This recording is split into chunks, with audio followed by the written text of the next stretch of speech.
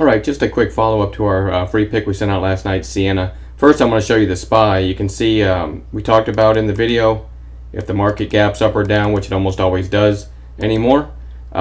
Here's where the SPY closed 5-minute candles yesterday, and you see we gapped way down, which took, now I'll go to Sienna, 5-minute candles, you can see which took it way down, which made our trigger price all the way up here obsolete. Even if it had run up there, it would have run too far. So that was just a no trade for us. I'm sure you figured that out. There was nothing tricky. It never got near our trigger price. Not a whole lot to think about. And really had several just really small gainers today, and a couple nice suggestions for our members. ARMH gapped up really big today. I noticed it right at the open, and then on this pullback, I called it a long idea at $30.50. So right here, with a worst case stop, 33 cents below, I think it was. It never even looked back from $30.50. It made it to 31.55. So over a dollar move there.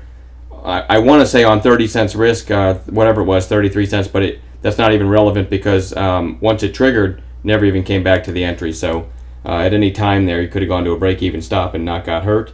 Also, some of our members posted in the chat room how strong RIM was today, and this is what it looked like when I saw it after they pointed it out, and it was in this little tight base here. See that little base?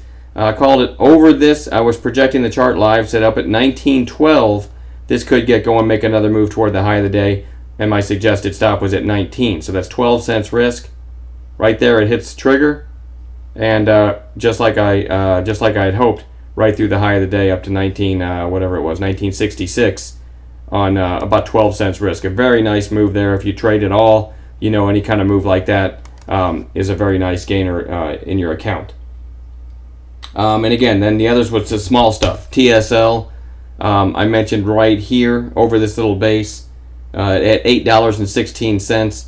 And it went to 840, but nothing to brag about. It didn't exactly tear it up sideways the rest of the day. And also, I just closed out an Avon AVP swing. You heard me talking about swing trades.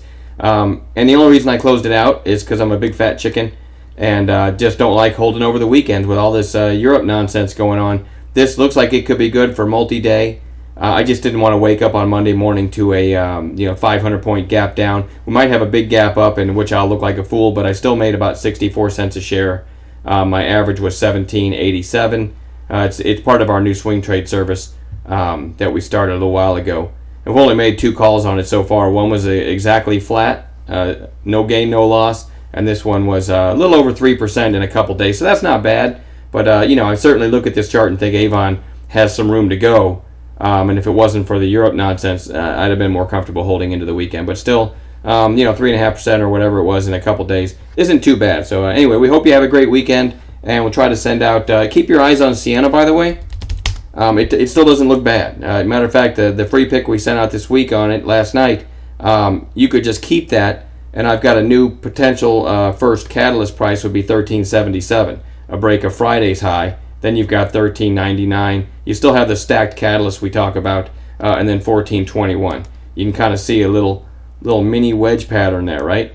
So I still like it, and my first trigger on Monday, assuming we have a flat open, which I doubt it, $13.77 would be my first price, and up through that 14 areas, Sienna still looks primed to break out. So it's not like the chart's broken, it just didn't give us the setup today. So keep your eyes on it next week, and we'll talk to you later.